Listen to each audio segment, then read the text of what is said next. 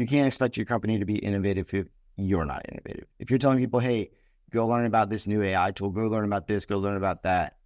What I've learned is it wasn't nearly as effective as when I was the one digging things up, sharing with the team. That got the team motivated to learn more. So that's, in my point of view around around leadership, it's a lot around just you. So lead by example is a real thing. 100%. Hey, everybody. We are back for another episode of the $1 Million Agency, and I am here with my good friend, Chris Kirksey, who is the founder of Direction.com.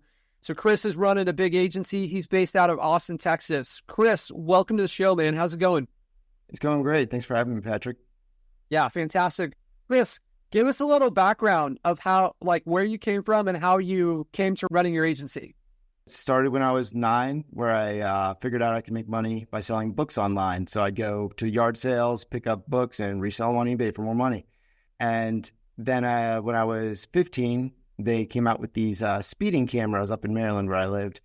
And my first thought was, this is absurd. So I actually went online, bought 1,000 cans of reflective spray from China, and I bought them for pennies basically each.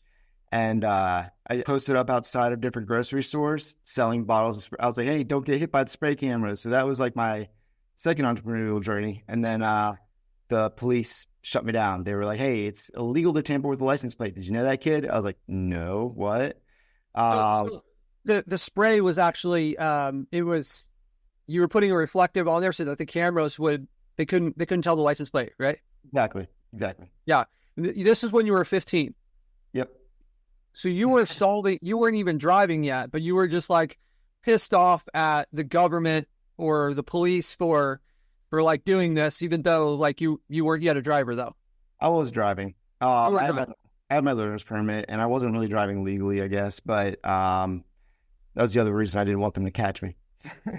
Yes, but it's cool. I mean, you can kind of see there's this kind of rogue spirit that goes hand in hand with entrepreneurs where they're going against the grain a little bit. And obviously you had that from a young age. I just wanted to really interesting tidbit to start off your entrepreneurial career, or I guess it was a second venture as a 15-year-old doing this. I love it, but I want to continue to hear what happened next. Yeah. So fast forward, I ended up joining the Army and learning multiple foreign languages, which then, I deployed overseas a few times. And then I went into the NSA and then from there, the CIA. And so I was learning a lot about strategy and intelligence and stuff. I loved it. I mean, I loved getting into data, digging things up, finding things out. And, while I was actually in the Army, I wasn't making much money. I think my first few years was like somewhere from 23 to 30,000 a year, something like that. And I wanted to make more money. So I taught myself how to code and started building websites for people on the side. Funny enough, when I was at the NSA and I pulled up in a brand new BMW, they were like, you can't afford this. And they started questioning me. They're like, so how are you getting this money? Are you selling government secrets? I'm like, no, what are you talking about? Like, I'm building websites. Like, you guys are crazy. So that was a whole nother bucket of shenanigans or whatever you want to call it. But when I went back to my roots of I know how to make money online. So in 2017, I decided to quit the CIA, start Direction.com. Because on the side, I was helping some of my friends who had businesses. I was building them websites, and one of them was like, "Hey, dude, if you can get my website actually found in Google, like I'll split my revenue with you." I was like, "What?" So I started doing it, and it started working. I started digging deep into SEO. 2017 is when I quit my day job, which was day job in the CIA. Exactly, which was my dream job. Is actually all I wanted. I read every single James Bond book. All I ever wanted to do was basically be a secret agent, be James Bond. And it's funny, I basically got my dream come true job, and the pay wasn't what I wanted to live. So I was like, I need to do something else. yeah, so started direction.com actually in 2016. And yes, I haven't looked back since. I want to go back just a little bit because this is a unique background that you have. And I understand there's probably things that you can and can't share. But from like a NSA, CIA perspective, is there anything that you can share with the listeners that like they'd be surprised? Because I think a lot of us, we don't get any insight in that. Obviously, don't cross any lines. Yeah, it's I learned a lot of great things, met a lot of great people. I think leadership was something I learned a lot of, and not just leadership, but strategy, how to think, organization. And these skills, I mean, they basically translate directly into SEO. When you're doing competitor research, reverse engineering the competition, you're doing keyword research. Basically, it's just a different platform, but a lot of it is very tied together. What I will say is what I've learned from being in all those organizations, as well as being in Afghanistan and Iraq, is war is all about money. It's stupid. It's useless. Yeah. And that was part of the things I couldn't stand being a part of an organization where we were just feeding these weapons companies billions of dollars just to kill people. Like, yes, they say whatever they want, but it's not about protecting democracy and other places in the world. It's about making money. And so I still love my freedom. I fought for it. From coming from that world, I see things a lot more clearly. I'm glad I learned a lot in terms of like, don't just trust things at face value. Don't trust everything you read. But anyways, let me ask you one question real quick. Do you have after you're going through your experience, I'm curious, do you have one of those little covers that goes over top of your camera? Like on your laptop? Yeah? Oh, yeah. Okay.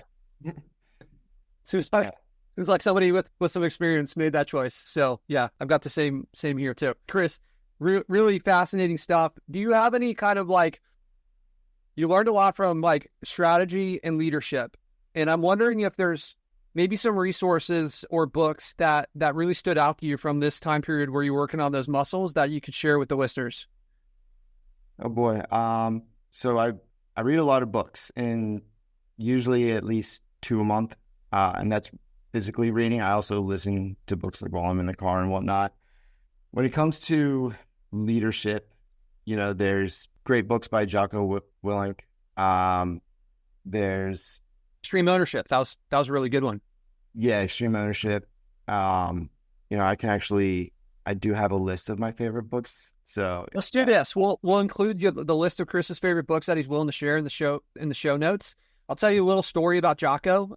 With LeadSnap, we sponsored Traffic Conversions in San Diego, and Jocko was a speaker. And because we sponsored it, we had VIP seats. And yeah, so I was just sitting a few feet away from Jocko, and he's giving the speech, and he's recalling when he's like yelling at some like sergeant or something, but he's looking directly at me, motioning. He's emphasizing a point, and he's like screaming, but he's 3 feet away from me. And I know he's not talking to me, but it was like very intimidating. Chills running down your body when you got this like Navy SEAL leader who is like essentially screaming at you in front of 1,000 people. Yeah. He's written, I think, 2 books. But one of the biggest things I've learned over the years around leadership, a lot is from Andy Frisella, the First Forum. So he talks a lot about personal responsibility. And to be the best leader, you have to work on yourself. It's not what you learn, it's what you act on, and it's how you are. People look up to you. You are their influence. So if you expect something from your people, you need to live that. You can't expect your company to be innovative if you're not innovative. If you're telling people, hey, go learn about this new AI tool, go learn about this, go learn about that. What I've learned is it wasn't nearly as effective as when I was the one digging things up, sharing with the team. That got the team motivated to learn more. So that's, in my point of view around around leadership, it's a lot around just you. Yeah. So lead by example is a real thing. 100%. Yeah. You got to give them something to follow, and you got to give them like a model of like the actions that you want them to take. Like you should take those actions too, right? You got to be an example for your team if you're going to be the leader. Yeah.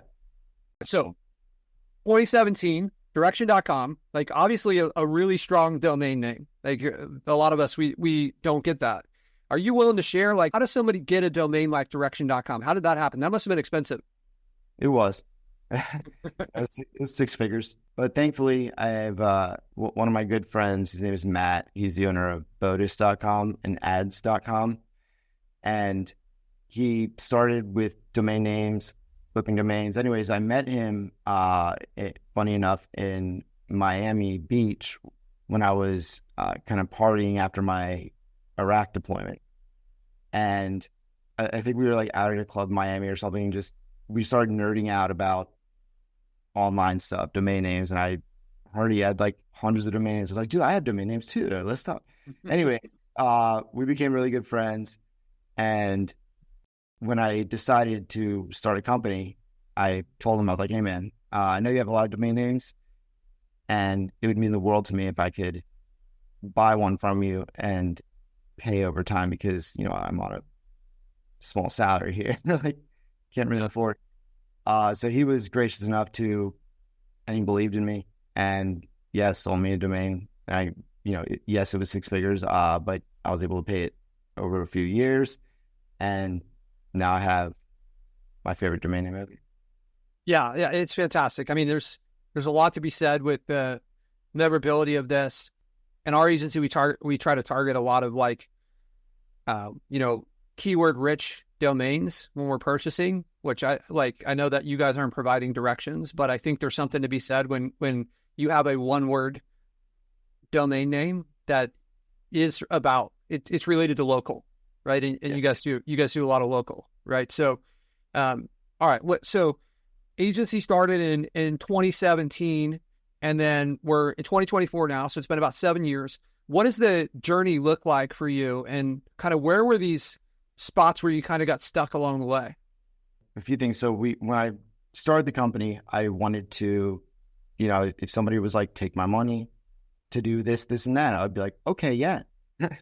I'm starting up, I need money. So we were selling not just SEO, we were selling social media marketing, Facebook ads. We were attempting email marketing, different organic social. And I was stuck. I mean, so the first year of the business lost, the tax return, basically negative $30,000. And then I was sitting at this point at 20, let's see, it was 2 years in, 3 years. So years 2 and 3, I didn't grow like at all. I was around like 300,000 to 500,000 in revenue, and it was like barely any growth. And I was like, okay, something needs to change. And my team was distracted by all these different types of marketing avenues or whatever. So I was best at SEO. Our clients at the time they loved the SEO leads more than any other leads. So I decided, okay, I'm going to take this big hit right now, and we're going to lose like a third of our customers that aren't paying us for SEO, but it's going to hurt, but I'm cutting it. So we cut everything but SEO. And I was like, ooh, we niche down in SEO. And it was awesome. It was the best thing I ever did for the company. And now actually we've niched even further into SEO for healthcare. I find that the more focused our approach is as a company, the more we grow. And so, right. Yeah, basically the biggest thing that I've learned throughout that growth is how much better everything gets the more focused you are. So when you're not working on different projects that aren't related to directly what you're doing, that's just helped us a lot. Yeah. So this idea of it's better to be like an inch wide and a mile deep than a mile wide and an inch deep, right? So you've kind of like chose a niche, and then you chose a niche within the niche, and maybe there's going to be another niche within like healthcare that we're like, hey, we're going to focus on this particular type of service. So the growth, what did this look like? You mentioned that you were at this like $300,000 to $500,000 a year after the first 3 years, I think, right? So we're about 2020. We're around $300,000 to $500,000. How did things change after you decided, hey, we're just going to focus on SEO? And then how have things changed since you went into solely healthcare? Yeah, I mean, they've changed quite drastically. I mean, we're now at around 180 MRR. So we've definitely grown from that 3 to 500. Yeah. Quadrupled that. When did you guys hit 1 million? It was 21. So yeah, I guess it was 4 years into the company. It sounds like it was about a year after you made the decision. You like when you're good, like, hey, we're just going to focus on SEO and we're going to block out all these other like social media, email marketing, this type of stuff. We're just going to focus on SEO. And so over the course of that year, your revenue doubled is what it sounds like. From 1 year to the next it did. Yeah. But I also brought on some key players. Having the right people is extremely important. You identified some spots where you needed some help within the company. What were those? How did you find these people? I poached most of them from other agencies that I met so I met these people like at different conferences or whatnot. But yeah, I'm really good at strategic thinking, but not so much organization. So I knew I needed to bring on a COO, and that's when I found Ian, and that was 2020. So he's been with the company for going on 5 years now, and it's definitely been a game changer since bringing him on. And then when we also brought on a CMO and a CTO, the more people that we bring on that are high caliber, the better. I was trying to bring on SEO people that would take, say, 30, 40K a year salary. I was wondering why we weren't growing, wondering why clients were upset. And the more we hired people who, were vibe with us as a culture, as a company, aligned with our values, our mission, our vision, and people who know how to do SEO very well, not people I'm trying to teach how to do SEO because they're like straight out of college or something. Having that focused expertise is massive. And also making sure you're hiring people that actually take responsibilities off your plate, not hiring people because you want this part of the company now, you want that part of the company now. Like I hired a COO to take over a lot of the organizational parts of the company with like HR and finance and things like that. And then I hired the CMO because I was doing a lot in marketingdirection.com and creating strategies and email campaigns and whatnot. So that took time off my plate so I could spend more time strategically thinking. Our CTO, Nick, I was spending a lot of time doing, fixing people's websites when our team would work on a campaign and they'd be like, oh, this site was built all janky. You probably know how that is. And I broke it accidentally. Oh no. So like me as the only real developer at the company, I was stuck fixing everything all the time, hosting issues, whatever. Bring on the CTO, took all that off my plate. I hire looking at how people can help take more off my plate so that I can work on the strategy of the company's growth and bettering of different systems and processes. I can work on innovation. I can do research, share that research with the team, help build the team's knowledge. Like, for example, I recently wrote a post around generative engine optimization, and doing that research was so much fun. Digging so deep into how it works, why it works. What is that? Can you give us a high level view of what that means? Basically, you're optimizing a page on a website in order so that it gets pulled by, say, Perplexity or ChatGPT when you search for things. And it's very, very similar to SEO in general. It's the basic core principles of SEO, but to get found in these engines, there's other pieces to it. The easiest way to reverse engineer how it works is just by searching for something that you want to be found. So, who's the best SEO company in Austin, Texas? Okay, what are the sources it's pulling from? And then understanding and even asking Perplexity, why'd you pull from these sources? What were the reasons? So it'll tell you how to do it. You just have to prompt it. And then I found, it's pulling from example for clutch and this and that. Okay, so I need to make sure that we are found in those places. I mean, these AI engines love lists. So we're about to start also publishing pages that other agencies also do, where like 10 best SEO agencies for this, 10 best SEO agencies for that. things like that. And it's also on our client sites, listicles. So for like, to use an example in healthcare, if you're in like Dallas, Texas, 10 best healthcare companies in Dallas, Texas, right? So you guys are creating this content, which I think we see this a lot with Yelp. You search for hot water heater replacement and it'll say like 10 best plumbers in whatever city, right? Yeah. Yeah. So that kind of stuff, but also making sure that you're on all the right directories, right? Because I also just for fun searched, best veteran-owned SEO agencies, and there's like a site called Veteran-Owned Business Directory or something. I wasn't listed on there, but it was pulling from there, and I was like, okay, well, if it's pulling from there, I need to be on there. Right. Do you know any services that would be good for people to get published on for like citations or these directories that you can recommend? I think there's a place called LeadSnap that crushes it. What a sauce. Sometimes I like to throw up the softballs for people. Yeah, I heard LeadSnap is the top one. I'll make a listicle of it and just to make sure. There you go. Yeah, this is great. So just to kind of reiterate, you're going through and you're quizzing the AIs like ChatGPT and Perplexity. You're finding out why they chose this, and then you're going and you're putting yourself on those locations to make sure that you show up on those places. Do you then go back after some time with Perplexity to like ask the question again and see if you are now listed? Oh yeah. Yeah, definitely. So with SEO, you're trying to figure out Google's algorithm. Obviously, as an SEO, we know it for the most part. And when we think something is the right way to do it, it's more than likely we're right. With generative engine optimization, they just tell you. It's amazing. It's so much easier than SEO. He's like, why'd you pull these results from these specific sites?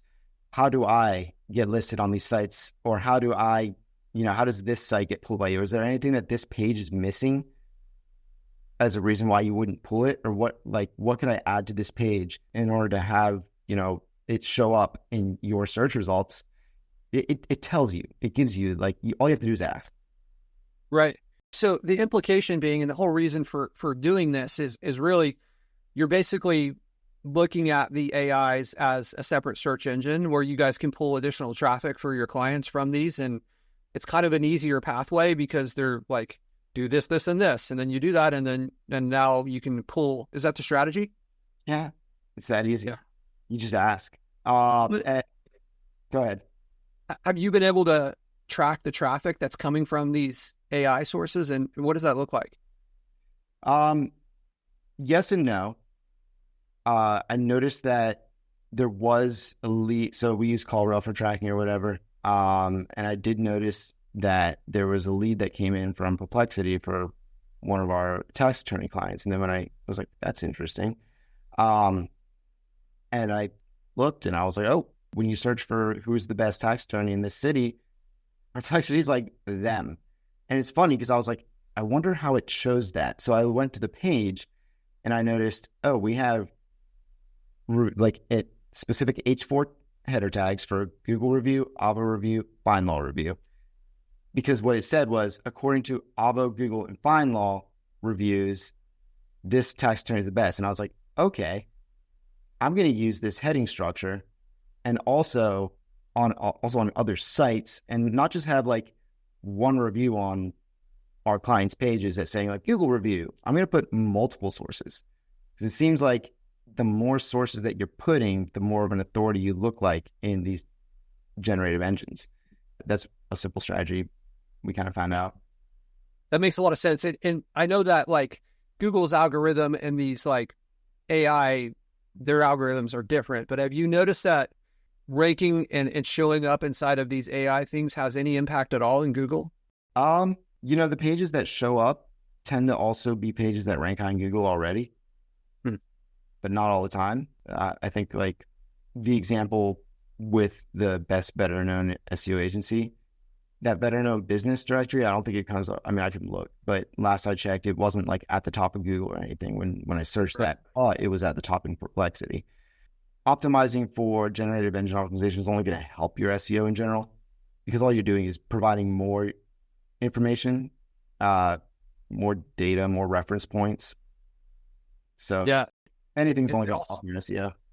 Right. It also sounds like it's like, not only are you training like the things that you would do. So like getting listed on these other directories, it's almost like it's training you on some SEO strategies that you can use that are obviously going to help in Google too. Like if you're listed on this, it's not going to have a negative impact, assuming like if Perplexity is considering this has value, there's enough evidence that it does, and it stands to reason that Google would think the same thing is true. But the difference is like Perplexity or ChatGPT will give you the playbook on what you need to do to close the gap between you and whoever else and Google doesn't just hand that information over to you. Yeah, exactly. Yeah, this is pretty awesome. So we kind of like doubled MRR between like 2020 and 2021. And then we've kind of, I guess we've gone up. We've done a little bit more than doubled over the last 3 years. And I'm curious as like, hey, we niched down, but what other factors do you think have led to your growth? And what has been kind of like the number one way for you guys to land clients? So there's a few things, our own clients referring other businesses to us is hands down our best source of clients is our own clients. So that's, one of our core values. Well, our core values are elite performance, innovation, and value creation. And when we're constantly focused on those core values and we are, elite performers and we're creating value and we're innovating in our strategies, our clients thrive. And because we take such great care of our clients, they get great results and they're happy. And a lot of our clients have been with us for years. Our average client retention is 2.5 years. And sometimes people leave. So we've had clients that got bought out by other companies. The different scenarios, we almost never lose a client due to lack of performance. Extremely rare. So our best source of leads are our own clients, number one. Number two is our own SEO.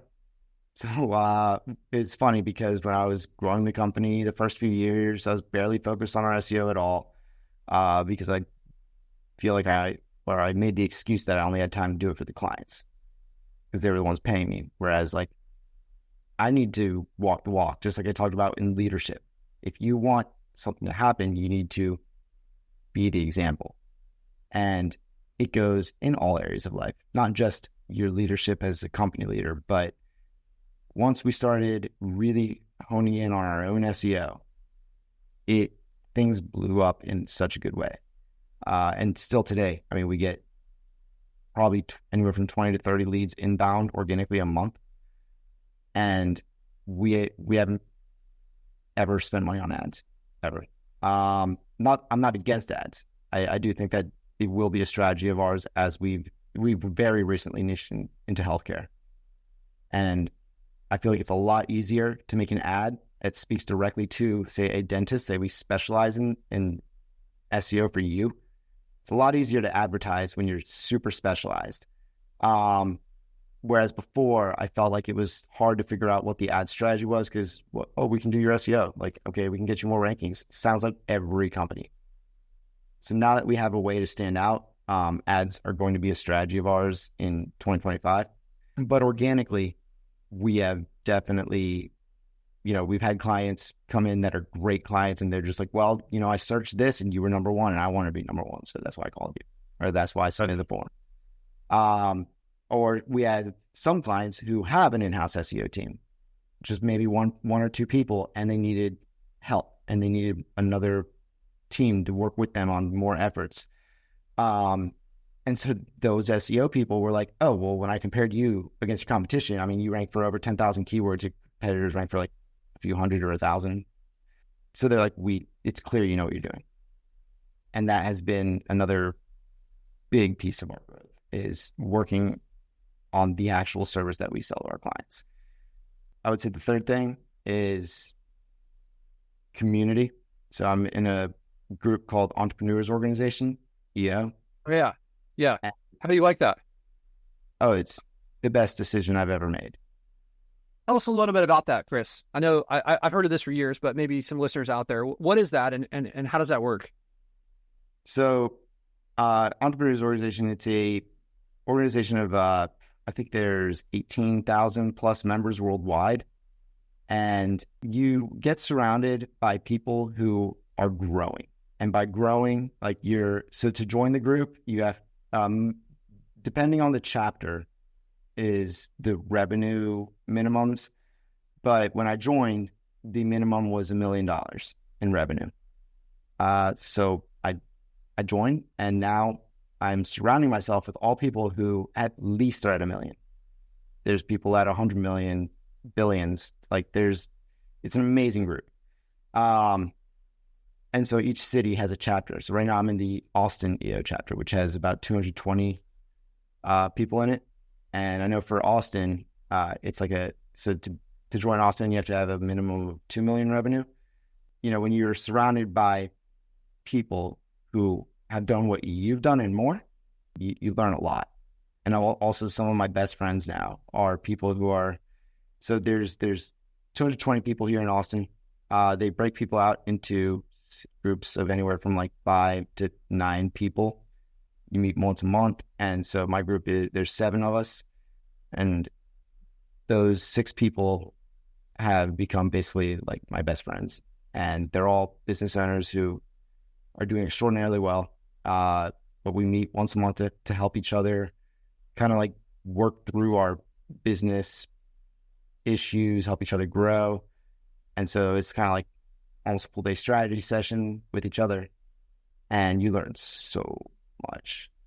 Because, you know, they're not SEO companies, but they can learn a lot from me about how to leverage SEO, what works, what doesn't, and then what all their specialties are. I get to learn about all that. And what the pain points they've had in growing businesses at certain revenues, the struggles they've dealt with, how they overcame them, how to avoid specific things that you don't want to run into. It's been incredible. And so, yeah, I would say the 3 biggest factors that affect our growth are performing extraordinarily well and taking great care of our clients, SEO, doing what you sell for yourself, being a part of your business community. Yeah, I love this stuff. I don't know why I've delayed on joining EO for so long. I've like looked into it and not pulled the trigger on it. It's not even that expensive. I think it was like $5,000 a year or $3,000 a year or something. Like, we're paying for a lot more expensive coaching. We're paying for more than that on a monthly basis. Like, that's where you and I met, where we were both being coached by Dan Martell, right? That was more expensive maybe on a monthly basis than EO is for the year. So the fear that I've always had with trying to do SEO for my agency prior to niching down was that I was going to bring in I was going to spend time and I was going to bring in all sorts of leads for things that I didn't want to do, where it's like, okay, this person wants me to help them with their dog grooming facility. And it's like, how many dogs do I have to bring them before it's going to be enough for them to hit our minimum? So we've been very particular at the clients we've chosen, but it sounds like this has been really successful for you. And I'm curious as to, have you experienced that, or how did you handle that? Yeah, I mean, we absolutely get leads who are underqualified, no doubt. When we get 20 or 30 leads a month, maybe a quarter of them are qualified at best. But that allows us to be picky and choosy on who we work with. Right. Even if someone's qualified at the amount of leads we get, we can still say no to them if we don't like them as a person, don't think they'd be a good fit to work with. Right. Yeah. So, you know, it's going to happen. You're good. Like, if you get found, you get found by everybody, not just specifically your ideal golden client, but it allows you to filter, and it ensures you have a steady, steady inbound lead machine, and you're not concerned about how am I going to get a new lead this month? How am I going to find a new client for next month? Like, I'm trying to grow at X rate. How am I going to do that? When you have a strategy that's proven to work and you just keep building on it, it's great. With Mosaic, which I know you're relatively familiar with, we've created location landing pages for SEO services in, I think, like 13 or 14 states so far, but we're going to cover every state.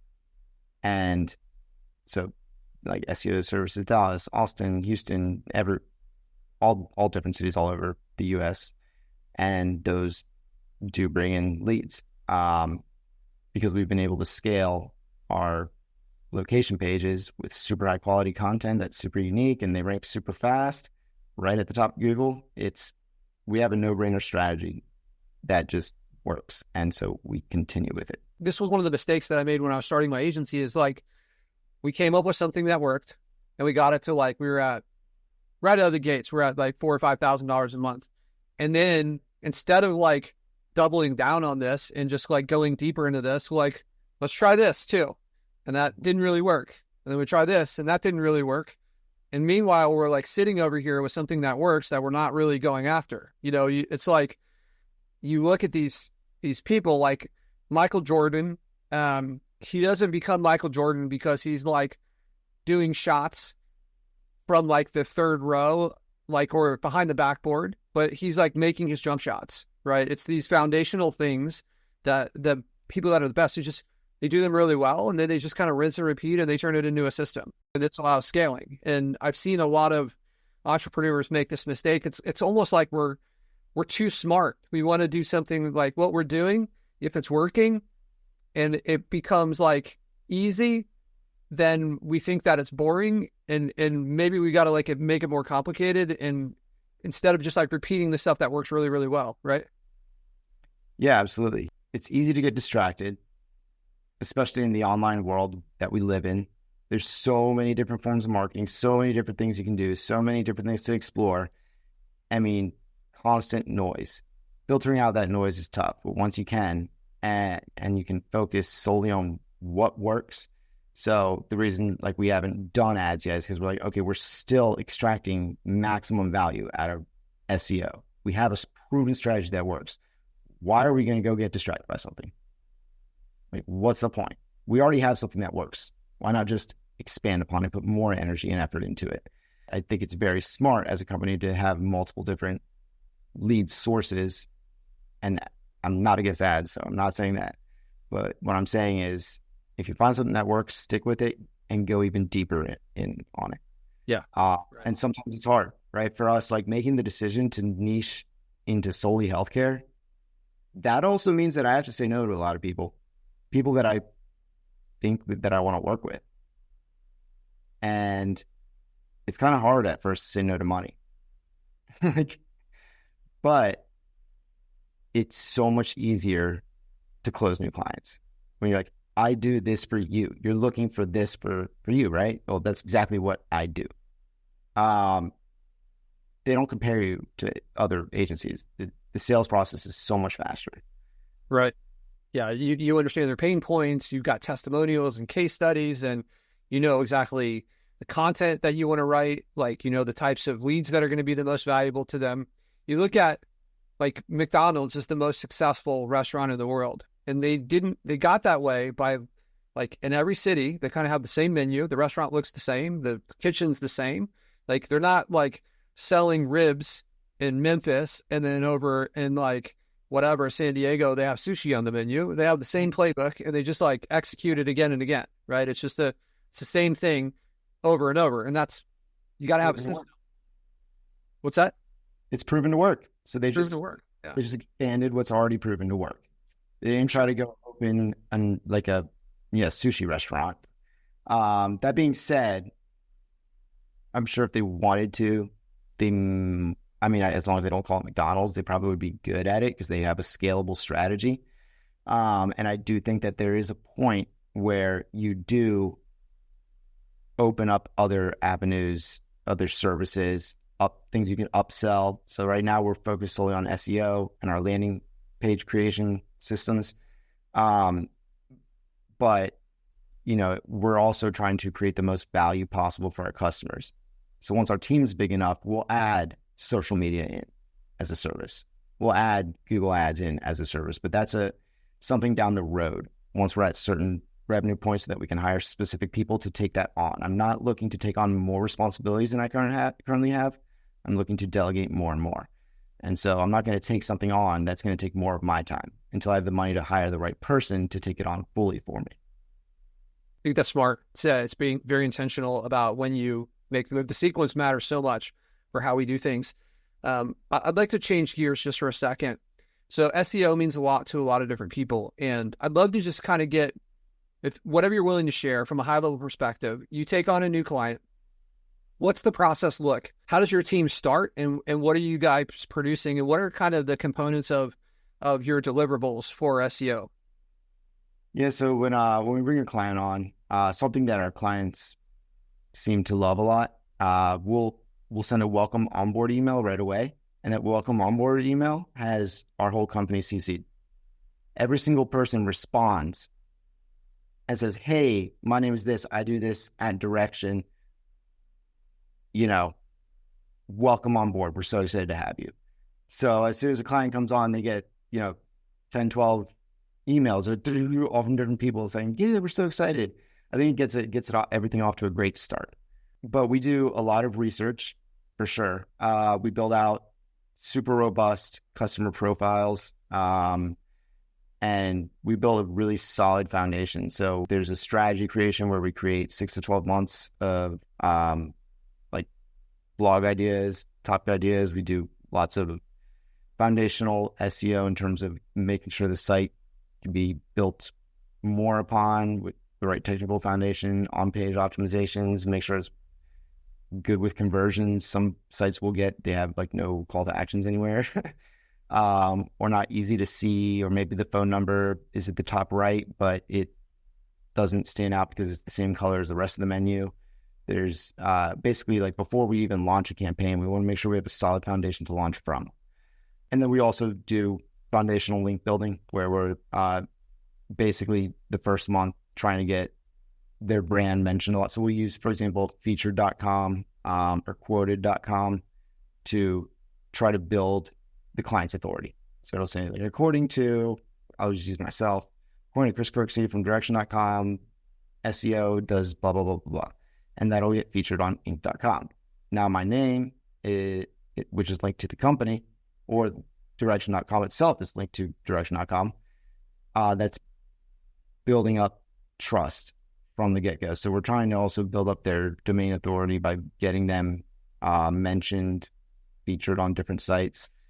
Sometimes we'll even do press release stuff if they have something unique and interesting.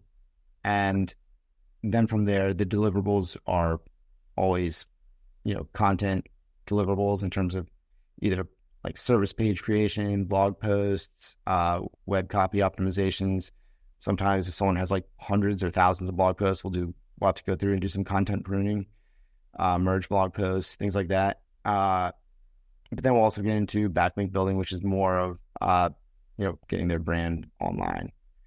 And we have a huge robust strategy in terms of the backlink building where we're getting both no follow links, do follow links, just brand mentions with no link. There's basically just getting the brand out there on the internet all over, but also in high authority and or niche specific relevant sites, and super powerful. But then also we're all every single month we're going through set numbers of pages, optimizing them. So if a page is say number 4 and we need to push it to number 1, we'll reverse engineer what the top 3 people are doing that we're not doing, and do any copy optimizations, technical optimizations, speed the site up, whatever it takes, putting out new content every month and getting talked about every month. Those 3 things work really well in getting all our clients found. Can you go a little deeper into that backlinking? You mentioned featured. So featured will help you get connected with bigger websites, right? Where you can pay some money to feature and they'll do this outreach and kind of get you published on some of these major publications around the internet. What other types of link building are you guys doing? Is there obviously featured is a paid service. What about these other ones? What other strategies that you're willing to go deeper into around backlinking? So we'll create a really unique piece of content that maybe has data, statistics, or something. And so there's, the broken link building where you'll go find sites that talk about something and they're linked to a site that is broken or takes to a 404 because they maybe changed the page, never set up a redirect, whatever. We'll say, hey, how about using this source instead? And then also, honestly, just offering to pay people to link to you. So just reaching out to the site and just saying, hey, I know your time is valuable. I'm not just wasting your time here. I'll pay you $200 to mention this in that blog post here.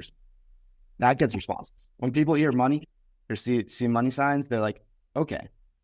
They're not just saying, oh, I have a valuable resource I think you should link to, like every freaking email.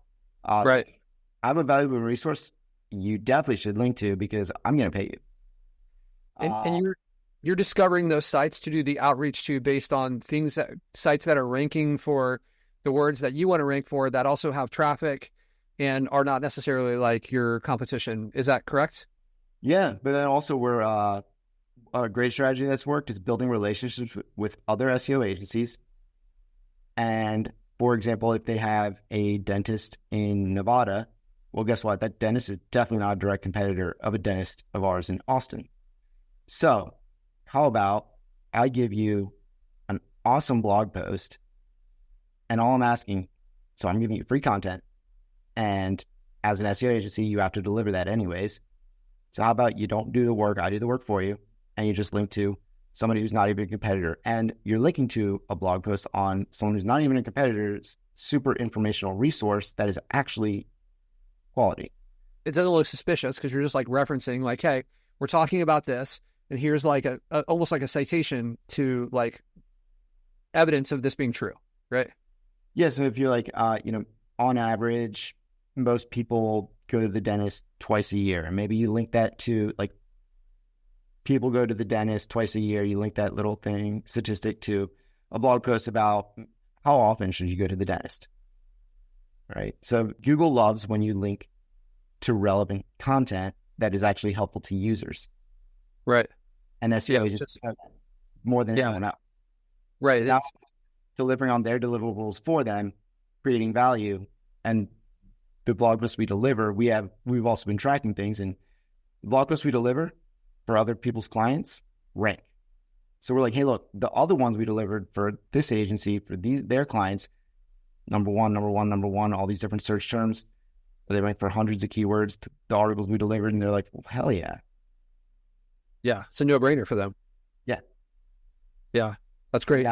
You're not just getting on like all these blog sites that are just nothing but blogs, or just, spammy sites or whatever. You're getting on real, legit, like local business websites. Yeah, and those are really smart. Yeah, the backlink juice isn't being sucked out because it's going out to 50, 100 other sites on that page, right? It's like with people that pay for these like blog placement type things. So you mentioned something earlier. Talk to me about this. You're locating these pages where they have like a broken link and you're replacing that content. You write a really good piece of content on that topic. How are you identifying these broken links for these people to reach out to?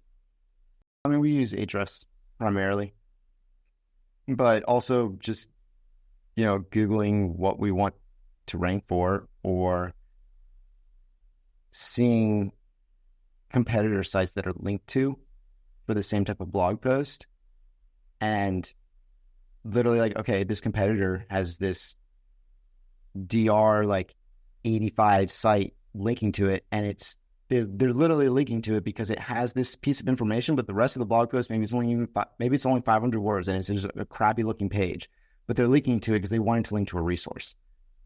Here's a better one. Right. Yeah. This is fantastic advice. Also, I'll pay you.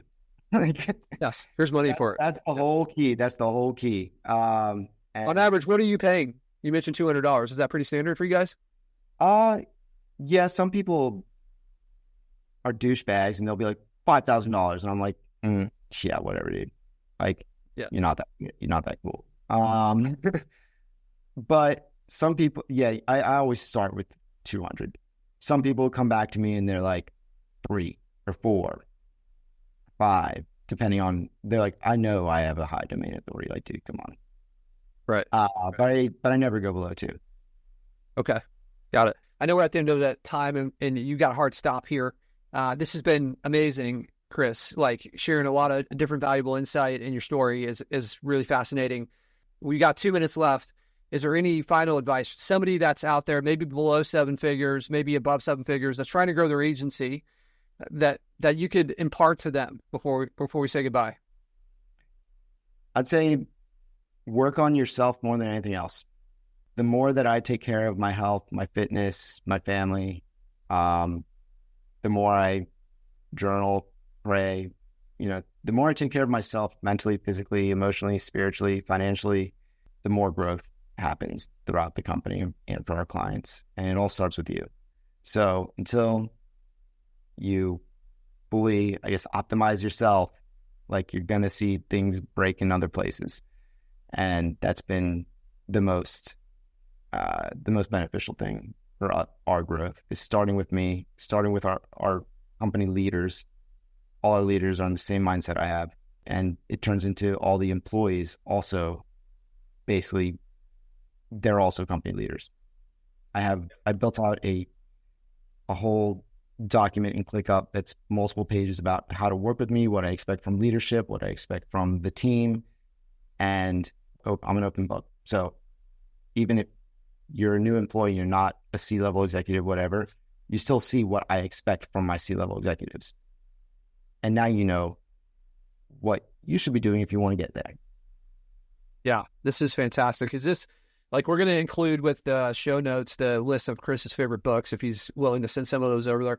Are we able to include potentially this document just to give people a framework of how to set this up and maybe like who you need to become?